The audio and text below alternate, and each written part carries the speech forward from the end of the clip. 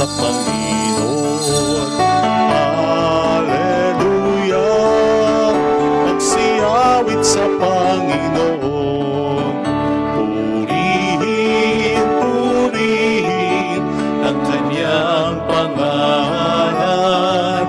Ipahayag, ipahayag ang dulot niyang kaligtasan. Magsiyawit kayo sa Panginoon. Hallelujah, magsiyawit, magsiyawit, magsiyawit sa Panginoon, sa Panginoon.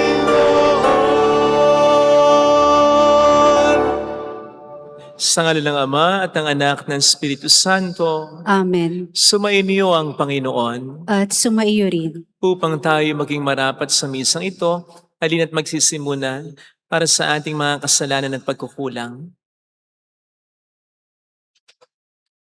Tayo pong lahat, inaamin ko sa makapangyarihang Diyos At sa inyo mga kapatid, na lubha akong nagkasala sa isip, sa salita at sa gawa, at sa aking pagkukulang.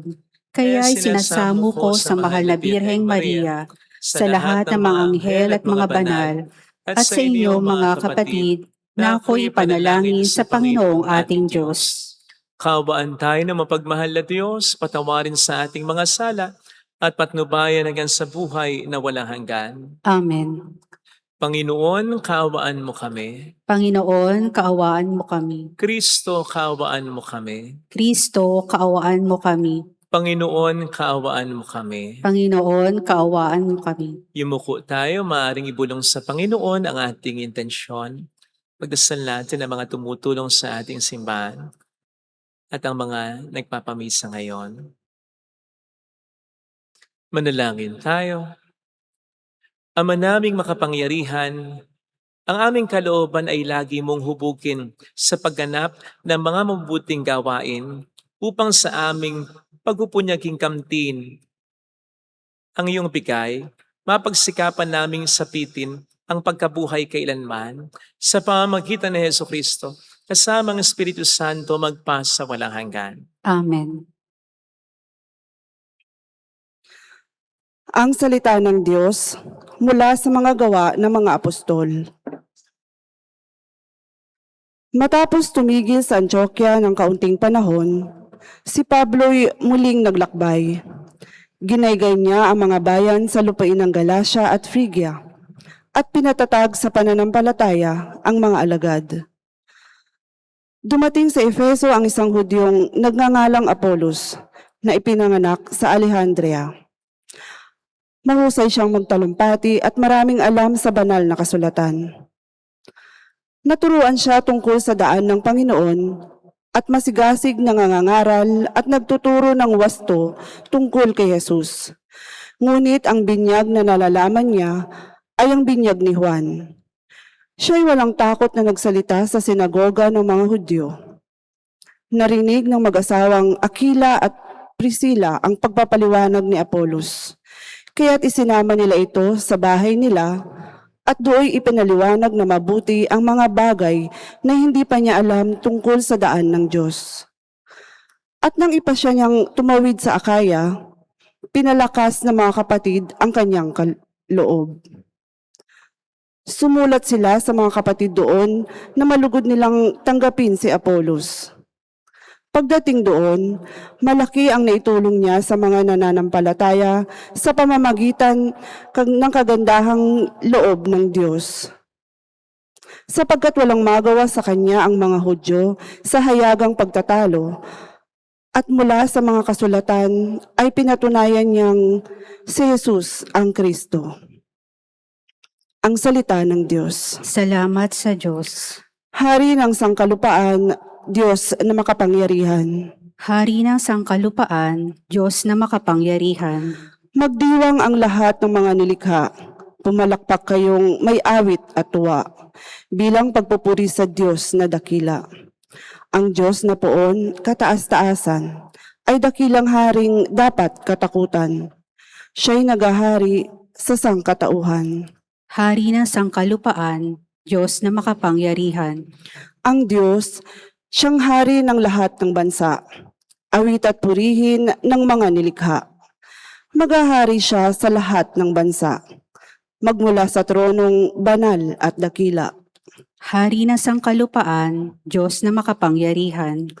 Sa mga hinirang ng Diyos ni Abraham, sasama ang madlang mga pamunuan ng lahat ng bansa sa sandaigdigan. Ang mga sandata ng lahat ng kawal, lahat ay sa Diyos na hari ng tanan.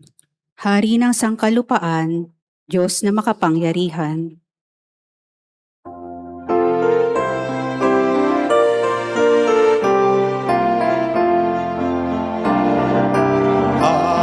Alleluia, alleluia, alleluia.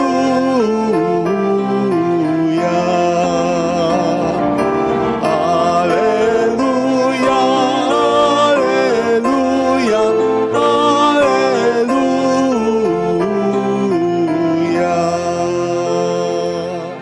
Sumainyo ang Panginoon. At sumayo rin. Ang mabuting balita ng Panginoon ayon kay San Juan.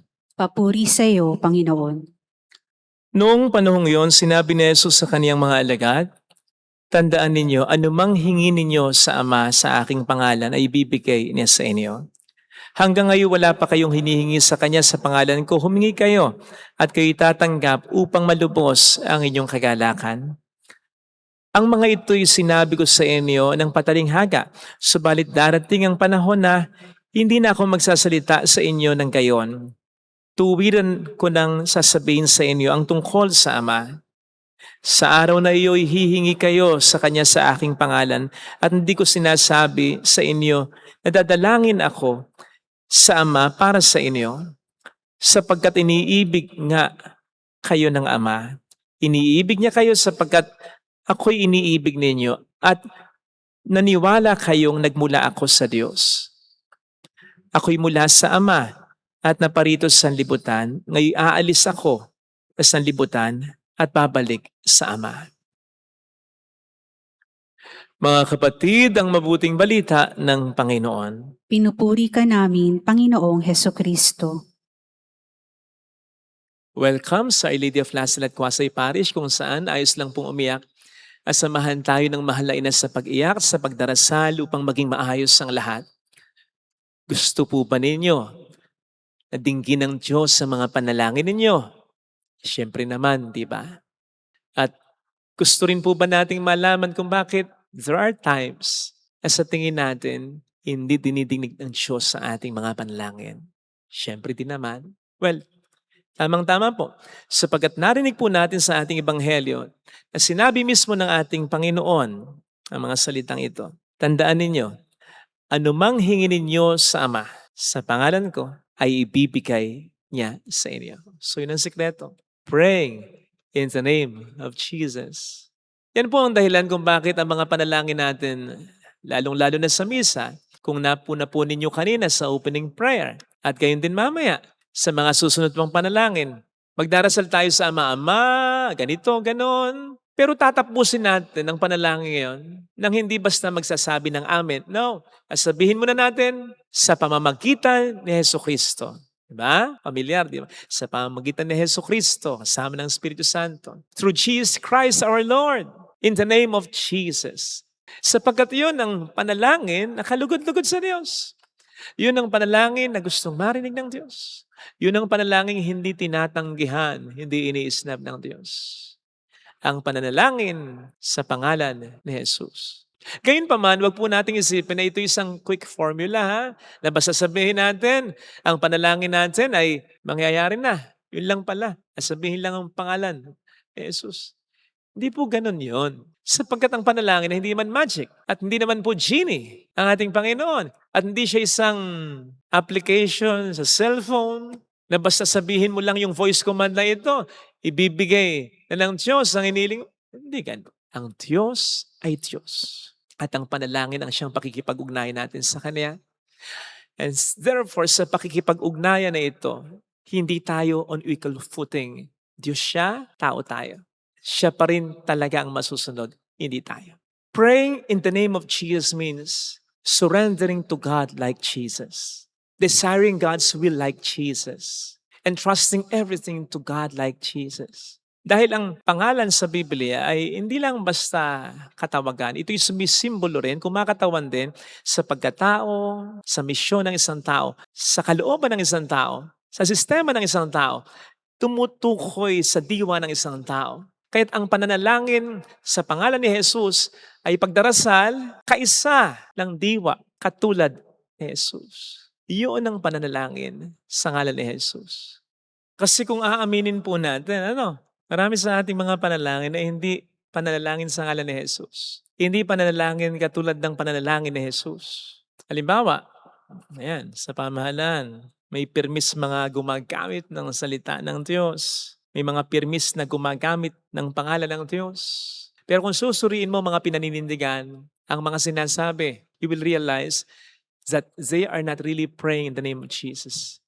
Manapa in the name of personal interest. Kasi if they're praying in the name of Jesus, hindi dapat ganyan kagulo ang gobyerno. Ganun din tayo. Kung susuriin natin mabuti, we will realize nagdarasal tayo sa ngalan ng material na bagay. Nagdarasal tayo sa ngalan ng kasarapan sana ng buhay.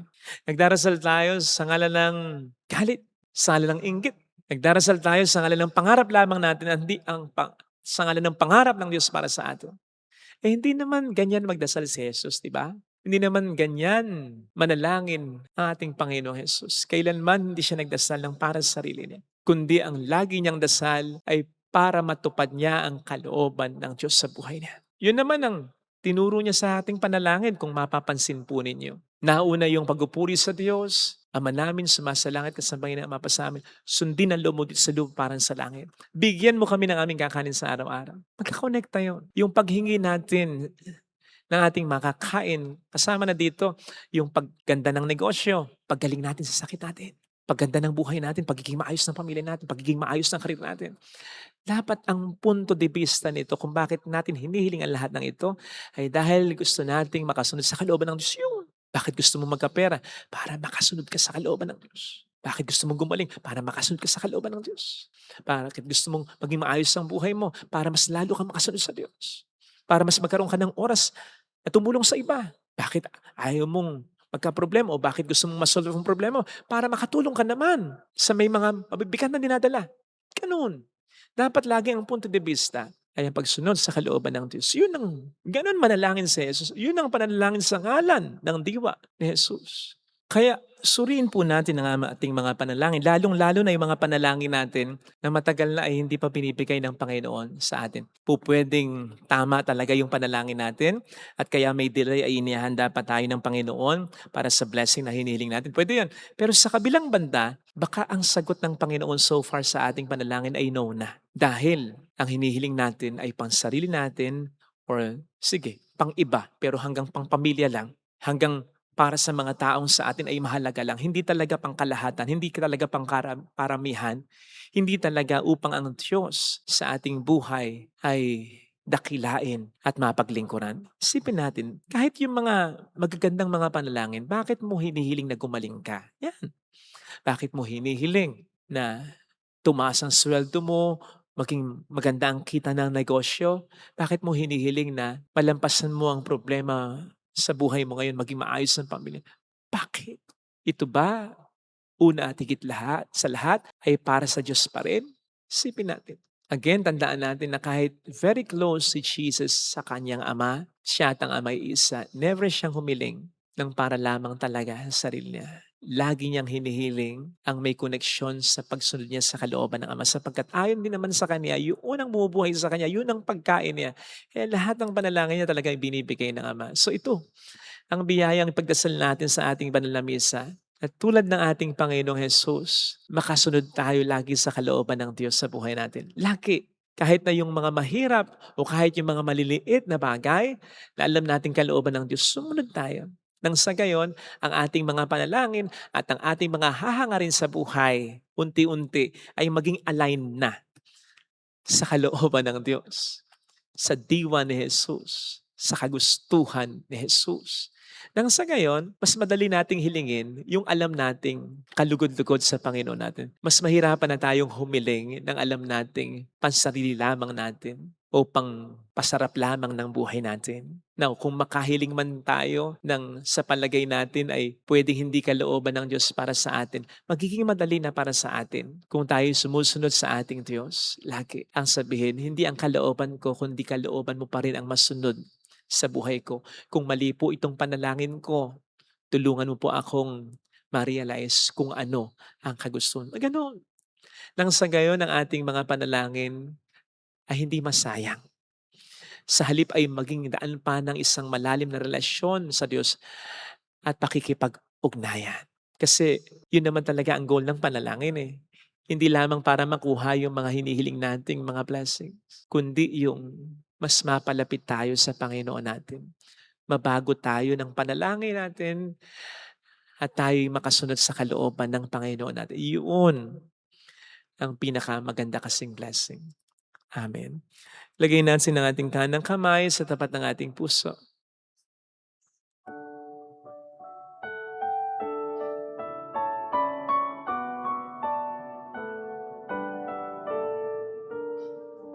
Alam kong may magagawa ang Diyos.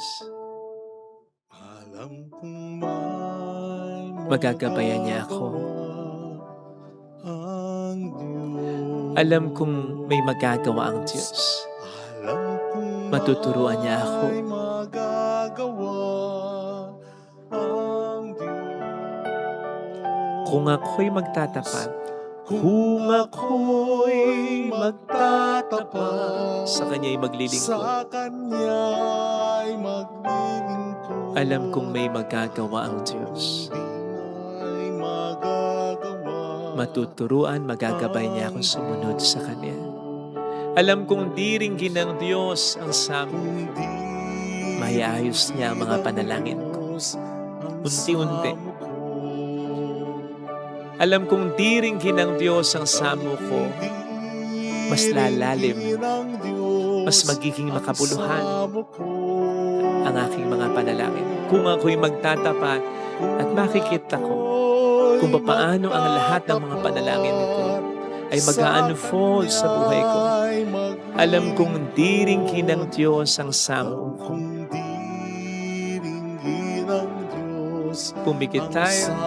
Panginoon, tulungan mo ko, gabayan mo ko na makasunod lagi sa kalooban mo.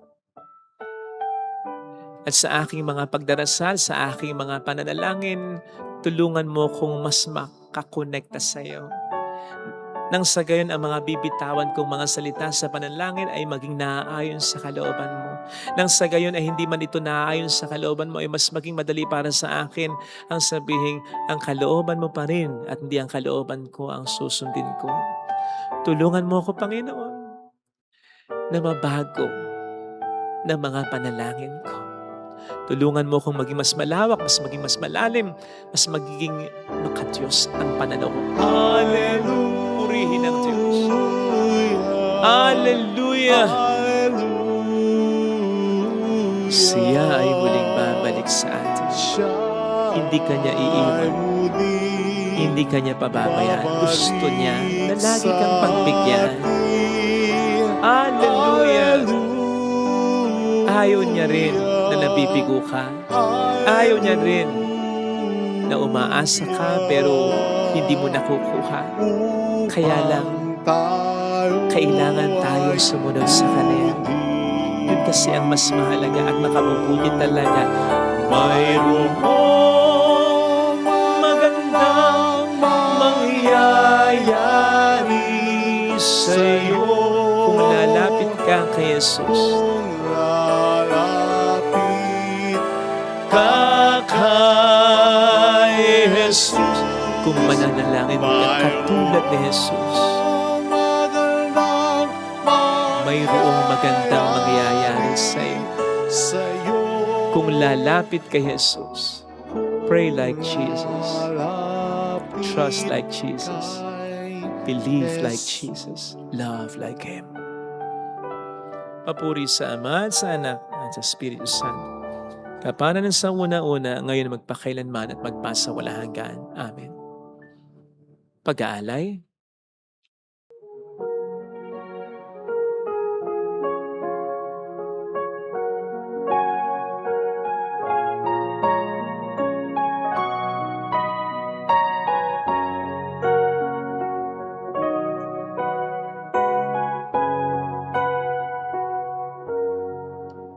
Ang aming iaalay sa'yo, Panginoon, ang bunga ng aming pinagpaguran,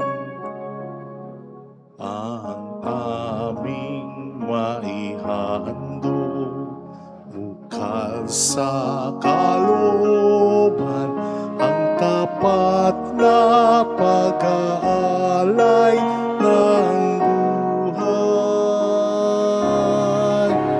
Narito, Panginoon, ang tinapay at alak, ang pagkain inumin sa gisag ng buhay.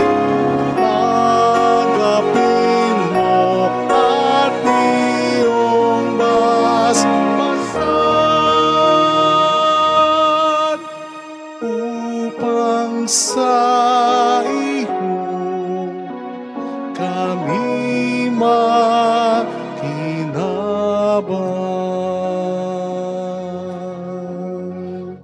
Manalangin tayo, pangating handog ay maging kalugod-lugod sa Diyos samang makapangyarihan. Tanggapin nawa ng Panginoon itong paghahain sa iyong mga kamay, sa kapurihan niya at karangalan, sa ating kapakinabangan at sa buong sambayanan niyang banal. Ama naming lumikha, tanggapin mo ang aming mga panalangin at sumasalo sa aming paghahain upang sa ginaganap naming pagdiriwang kami makatawid sa kaluwalhatian. Sa pamamagitan ni Jesucristo, kasama ng Espiritu Santo, magpasa walang hanggan. Amen. Sumainyo ang Panginoon.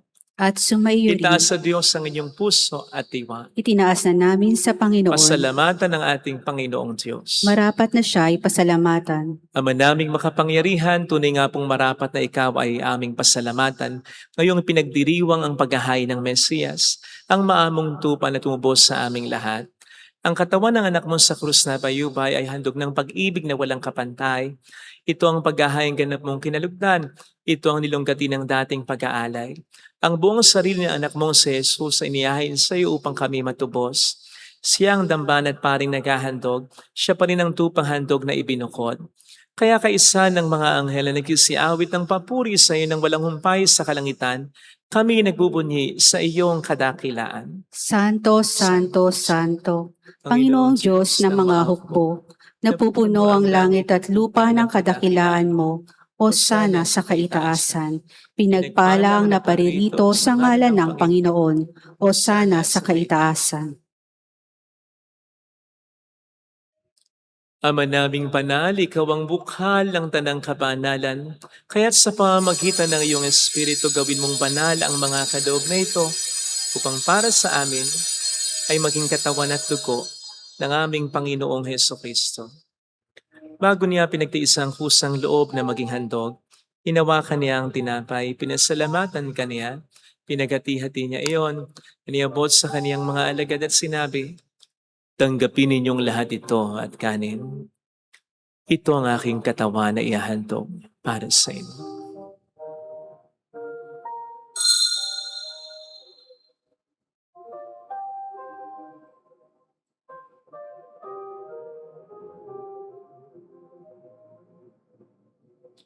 Gayun din naman nang matapos ang hapunan, hinawakan niya ang kalis.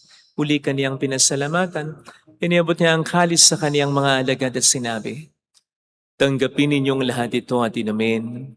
Ito ang kalis ng aking dugo ng bago't walang hanggang tipan. Ang aking dugo na ibubuhos para sa inyo at para sa lahat sa ikapagpatawad ng mga kasalanan. Gawin niyo ito sa pag-alala sa akin."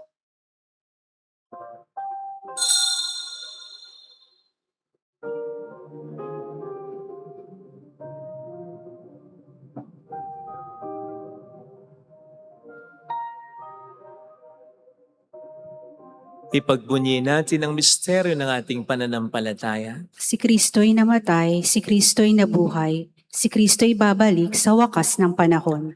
Ama, ginagawa namin ngayon ang pag-alaala sa pagkamatay at muling pagkabuhay ng iyong anak. Kaya iniali namin sa iyo ang tinapay ng buhay at ang kalis ng kaligtasan.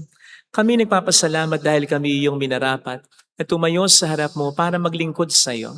Sinasamo namin kami na magsasalo sa katawan at dugo ni Kristo ay mabuklod sa pagkakaisa sa pamamagitan ng Espiritu Santo. Ama, lingapin mo ang iyong simbahang laganap sa buong daigdig. Puspusin mo kami sa pag-ibig. Kaysa ni Leon na aming Papa, Dennis na aming Obispo at ang Tanang Kaparian, alalahanin mo po ang mga kapatid naming nahimlay nang may pag-asang sila'y muling mabubuhay, lalo na po ang aming mga ipagdarasal. Saglit nating pagdasal ang ating mga kakilalang yumao. Kaawaan mo sila at patuloyin sa iyong kaliwanagan. Kaawaan mo at pakingtapatin kaming lahat na makasalo sa iyong buhay na walang wakas, kaysa ang mahal na Birhen ng Lasalet, ang ina ng Diyos. Isanusay ang kabiyak ng kanyang puso, lahat ng mga banal na namuhay dito sa daigdig ng kalugod-lugod sa iyo. Maipagdiwang nawa namin ang pag-upuri sa ikararangal mo sa pamamagitan ng iyong anak na aming Panginoong Heso Kristo. Sa pamagitan ni Kristo, kasama niya at sa Kanya, ang lahat ng parangal papuri ay sa iyo, Diyos amang makapangyarihan, kasama ang Espiritu Santo, magpasawalang hanggan.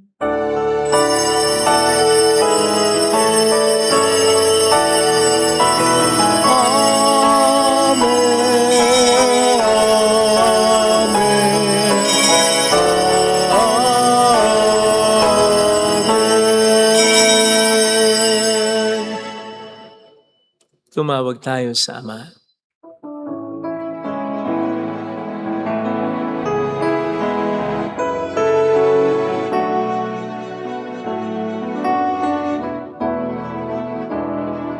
Ama namin, sumasalangit ka, sambahin ang ngalan mo, mapasamin ang kaharian mo, sundin ang loob mo dito sa lupa para lang sa langit. Bigyan mo kami ngayon ang aming kakanin sa araw-araw, at patawarin mo kami sa aming mga sala,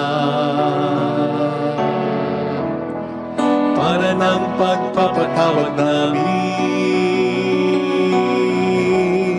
sa nagkakasala sa amin.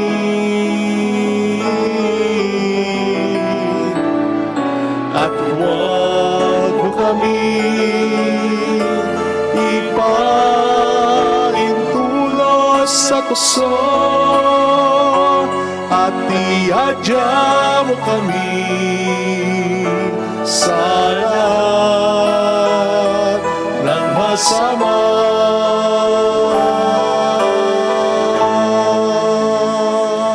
Iniling namin kami adya sa lahat ng masama, pagkalooban ng kapayapaan araw-araw, iligtas sa kasalanan, samantalang aming pinaghahandaan ang dakilang araw ng pagpapahayag ng tagapagligtas namin sa Heso Kristo. Sapagkat iyo ang kaharian, ang kapangyarihan at ang kapurihan magpakailanman. Amen. Panginoong Heso Kristo, sinabi mo noon, sinasabi mo rin sa amin ngayon, kapayapaan ang iniiwan ko sa inyo, aking kapayapaan ang ibinibigay ko. Tunghayin mo ang aming pananampalataya, huwag ang aming pagkakasala. Pagkalooban mo kami ng kapayapaan at pagkakaisayon sa iyong kalooban, kasama ang Espiritu Santo magpasa walang hanggan. Amen. Ang kapayapaan ng Panginoon ay sumainyo nawang lahat. At sumaiyo rin. Magbigayan tayo ng kapayapaan sa isa't isa. Kapayapaan po. Peace be with you. Kordero ng Diyos Na nag-aalis ng mga kasalanan ng sanlibutan, maawa ka sa amin. Kordero ng Diyos na nag-aalis ng mga kasalanan ng sanlibutan, maawa ka sa amin. Kordero ng Diyos na nag-aalis ng mga kasalanan ng sanlibutan, ipagkaloob mo sa amin ang kapayapaan.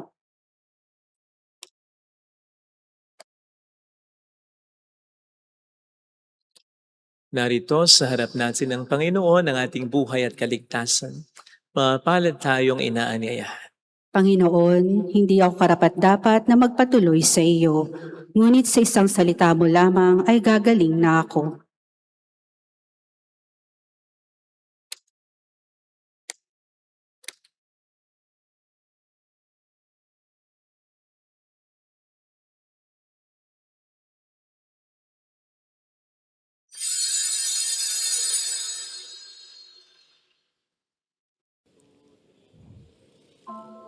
Panalangin para sa espiritual na pakikinabang. Panginoong Hesus, ako ay naniniwala na ikaw ay nasa kabanal-banalang sakramento. Iniibig kita ng higit sa lahat at ninanasa kong tanggapin ka sa aking kaluluwa. Sapagkat sa mga sandaling ito, hindi kita matatanggap sa sakramento. Tumuloy ka sa espiritu sa aking puso. Niyayakap kita na parabang naririto ka na. Inaalay ko ng buong buo ang aking sarili sa iyo. Huwag mong hayaang mawalay ako sa iyo. Amen.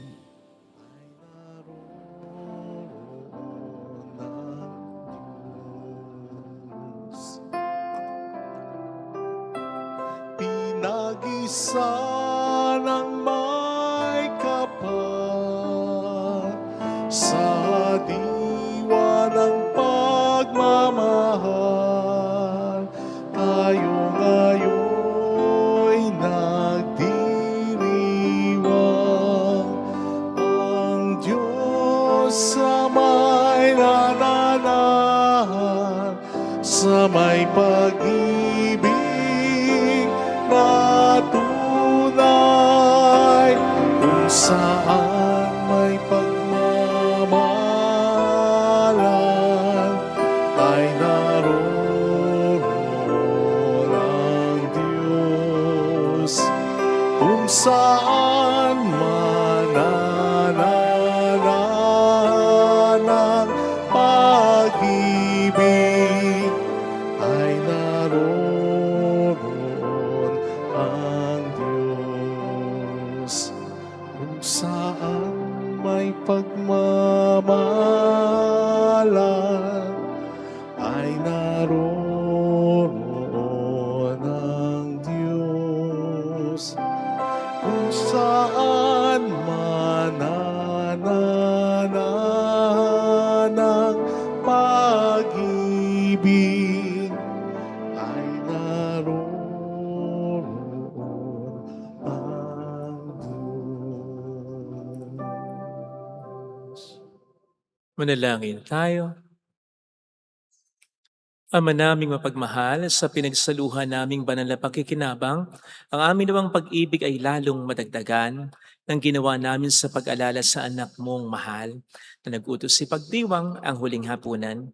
Sa pamamagitan niya, kasama ng Espiritu Santo magpasa walang hanggan. Amen. Holy God, Holy Mighty One, Holy Immortal One. Have mercy on us and on the whole world. Holy God, Holy Mighty One, Holy Immortal One. Have mercy on us and on the whole world. Holy God, Holy Mighty One, Holy Immortal One. Have mercy on us and on the whole world. Jesus, King of Mercy, We trust in you.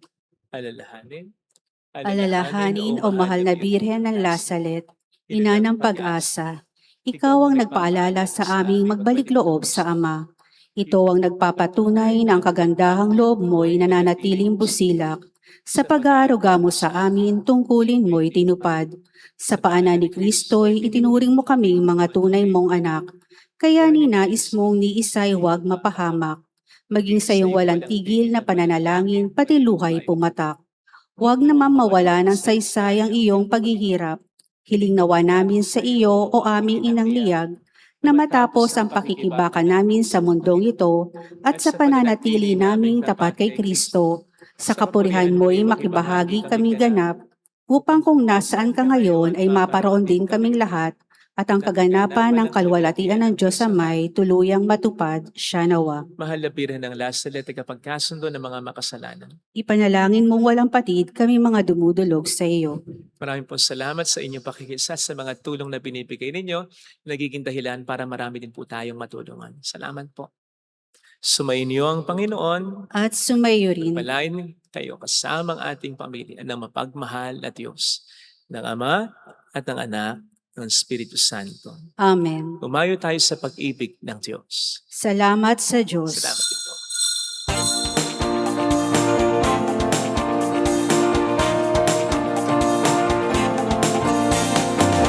Mary, Mother of the Lord,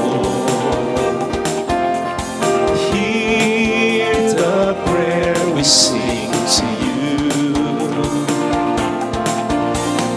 Let your tears sweep in our minds and hearts as once they fell at Nazareth. Tell your people how to live again. Tell your people how to sing again. Tell your people how to dance again. Tell your people how to pray again.